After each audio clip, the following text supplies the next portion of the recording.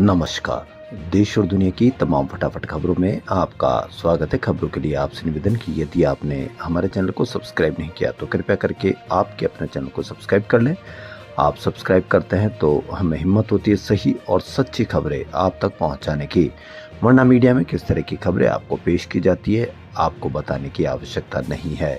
यही कारण है कि मीडिया पर अब व्यूज देखना यानी समाचारों का देखना कम हो गया है जैन जी के द्वारा।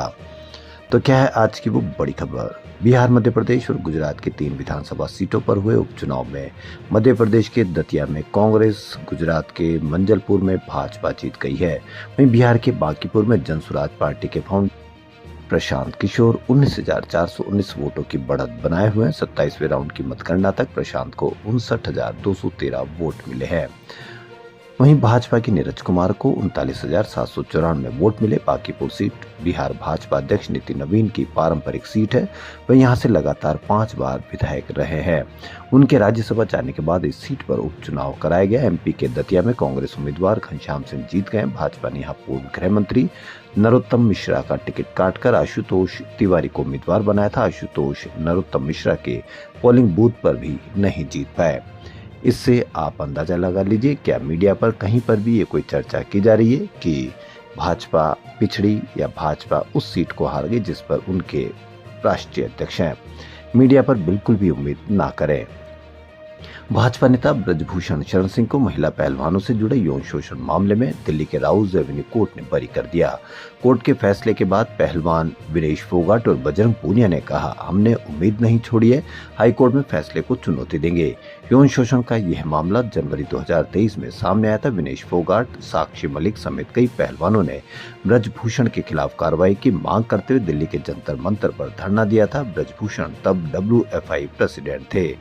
आरोप था कि नाबालिग समेत 6 महिला पहलवानों ने ब्रजभूषण के खिलाफ शिकायत की थी। इनमें एक नाबालिग थी, लेकिन कोई FIR दर्ज नहीं हुई थी। सुप्रीम कोर्ट के दखल के बाद अप्रैल 2023 में FIR दर्ज की गई। मीडिया से इस पर भी बिल्कुल भी कोई उम्मीद मत करना। कोकरोच जनता पार्टी 5 अगस्त से छत्रपति संभाजीनगर में 2 दिन की रणनीति बैठक करेगी। इस बैठक में पार्टी के संस्थापक, प्रवक्ता और संगठन से जुड़े लोग शामिल होंगे। पार्टी ने कहा कि वह राजनीतिक दल नहीं बनाएगी। बैठक के बाद CJP देश भर में अपने युवाओं की जरूरतों को समझने के लिए लिसनिंग टूर करेगी। पार्टी फाउंडर अभिजीत दीपके ने कहा कि उन्हें बोस्टन यूनिवर्सिटी से स्कॉलरशिप मिली थी और बाकी पैसों के लिए लोन लिया गया था जो अभी चुकाना बाकी है। मीडिया पर आप इसकी खबर जबरदस्त तरीके से देखेंगे कि अभिजीत दीपके के पास पैसा कहां से आया, जबकि उनके पिताजी साधारण नौकरी करते हैं। आप इसकी लेकिन उन्होंने कहा है कि स्कॉलरशिप मिली थी और लोन लिया था। आपको इसकी खबर कोई देखने की मीडिया जरूरत नहीं समझेगा, क्योंकि मीडिया जानता है कि किस तरह की खबरें आपको किस तरह से पेश करनी है। क्योंकि इससे पहले सूरत के एक RTI कार्यकर्ता ने उनके पिता की संपत्ति और फंड की जांच की मांग की थी और सवाल उठाए थे कि दीपके के पास अमेरिका जाकर पढ़ाई करने के पैसे कहां से आए। लेकिन अब मीडिया इसका जवाब नहीं देगा कि उनके पास स्कॉलरशिप या लोन के पैसे मिले थे। जंतर मंतर प्रोटेस्ट के दौरान प्रधानमंत्री मोदी को गालियां देने वाली नाबालिग के खिलाफ आपराधिक मामला दर्ज नहीं किया जाएगा। मीडिया रिपोर्ट्स के अनुसार दिल्ली पुलिस ने लड़की पर एक्शन नहीं लेने का फैसला किया है। दिल्ली पुलिस ने कहा है कि जब PM मोदी ने ही उसे माफ कर दिया उसके बाद उस पर कार्रवाई नहीं की जाएगी। दरअसल नोएडा पुलिस ने प्रधानमंत्री की अपमानजनक टिप्पणी करने वाली लड़की के खिलाफ 0 FIR दर्ज की थी। इसके बाद 1 अगस्त की रात लड़की का एक वीडियो सामने आया था जिसमें उसने माफी मांगते हुए कहा था कि वह बहकावे में आ गई थी। लेकिन उन लोगों का क्या किया जाएगा जिन्होंने इस बच्ची को गालियां दी थी, जिस बच्ची को बलात्कार की धमकी दी गई थी, और पूरे देश की मीडिया ने उनको उस वीडियो को इस तरह से घुमाया, सोशल मीडिया पर वायरल किया गया। उस बच्ची के मानसिक स्तर के लिए कौन माफी मांगेगा, यह आप अवश्य कमेंट करके बताएं। बांकीपुर से आगे चल रहे प्रशांत किशोर ने कहा कि बिहार से पलायन रोकना सबसे बड़ी प्राथमिकता होनी चाहिए और विकास ही राजनीति का केंद्र बने। NDA काम नहीं करेगी तो जनता ऐसा ही जवाब देगी, कहकर प्रशांत किशोर ने भविष्य की राजनीति को लेकर बड़ा संकेत दिया। जनसुराज पार्टी के संस्थापक प्रशांत किशोर बांकीपुर उपचुनाव में लगातार बढ़त बनाए हुए हैं और उनकी जीत अब लगभग तय मानी जा रही है।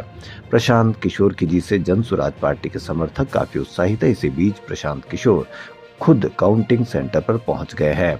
प्रशांत किशोर ने कहा कि अच्छे आदमी को सीएम बनाए ताकि बिहार में भी शिक्षा और रोजगार हो। प्रशांत किशोर ने कहा कि इस चुनाव परिणाम से भाजपा को संदेश है कि बिहार को कोई अच्छा नेतृत्व मिलना चाहिए।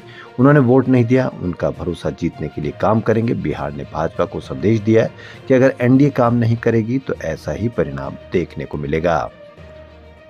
कोकरोच जनता पार्टी के फाउंडर अभिजीत दीपके ने जंतर मंतर पर अपराधियों की एंट्री पर प्रतिक्रिया दी है। जी हां, उन्होंने कहा कि विरोध प्रदर्शन में अपराधियों की मौजूदगी का दिल्ली पुलिस को अब क्यों पता चला, जबकि जंतर मंतर पर बिना चेकिंग किसी की भी एंट्री नहीं हो रही थी। खुद उन्हें भी बिना चेकिंग एंट्री नहीं मिली थी, तो ऐसे में अपराधी कैसे आ गए।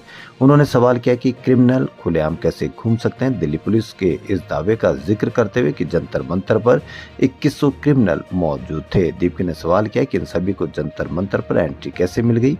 ये सवाल तो दिल्ली पुलिस से किया जाना चाहिए, ये उनका फेलियर है।